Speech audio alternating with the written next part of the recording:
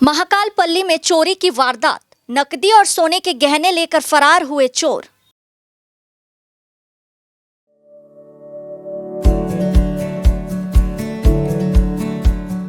Pampered, not just a hospital, but a mother. Siliguri नगर निगम के 10 number ward महाकालपल्ली में एक घर में हुई चोरी से इलाके में फैली सनसनी। जानकारी के अनुसार प्रतिभा दत्ता अपने बेटे संजय के साथ पिछले 2 साल से इस घर में किराए पर रह रही थी। बीते 4 दिनों से प्रतिभा अपनी दीदी के घर डाबग्राम गई हुई थी, जबकि संजय हर रात अपने काम के बाद घर लौटता था। लेकिन जब वो बीती रात करीब 9 बजे घर पहुंचा तो मुख्य दरवाजे का टूटा हुआ ताला और सारा सामान बिखरा देख उसके होश उड़ गए। घर की अलमारी टूटी हुई थी और उसमें रखे 50,000 रुपये से अधिक नकद और सोने के गहने गायब थे। इस घटना की जानकारी तुरंत पानी टंकी चौकी पुलिस को दी गई। पुलिस पूरे मामले की जांच में जुट गई है। आज के রাত্রেবেলা আসি 10টা নাগাদে, তো এসে দেখি লক ফক ভাঙা, তারপর আলমারি টোটালি ভাঙা। ওখান থেকে নগদ কিছু টাকা নিয়ে যায়, নগদ টাকা নিয়ে যায় ওই 50-60 হাজারের মতো ছিল। সোনাতে ওই কানের ছিল, গলার ছিল, হাতের ছিল, তো এগুলোই ছিল।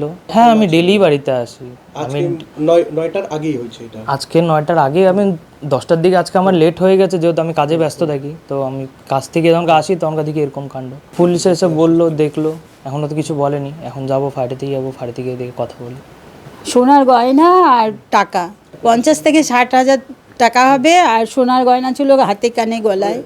আজকে হয়েছে, আমি ছিলাম না বাড়িতে। আমার ছেলে এসে দেখছে এরকম তালা ভাঙা, ঘরে এসে দেখছে ওরকম। তখন ও বাড়িওয়ালাকে বললো, বাড়িওয়ালাকে জানালো, বাড়ির লোকদের জানিয়ে বাড়িওয়ালার ঘর থেকে তালা নিয়ে ও তালা মেরে আমাকে নিয়ে আসতে গেছে।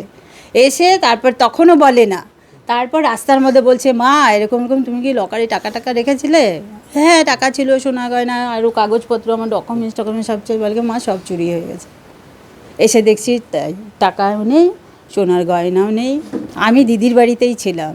হ্যাঁ, আমি শুক্রবারে গেছি, শুক্র শনি রবি সোম 4 দিন ছিলাম। আজকে মঙ্গলবার, আজকে আসার কথা। আমার ছেলে রাতে গিয়ে আমাকে নিয়ে আসতে যায়। পুলিশ আসলো, বললাম এরকম বলে কি না, ওরা বাড়ির জানাশোনা লোকই হবে আর কেউ, এটা বাইরের লোক না।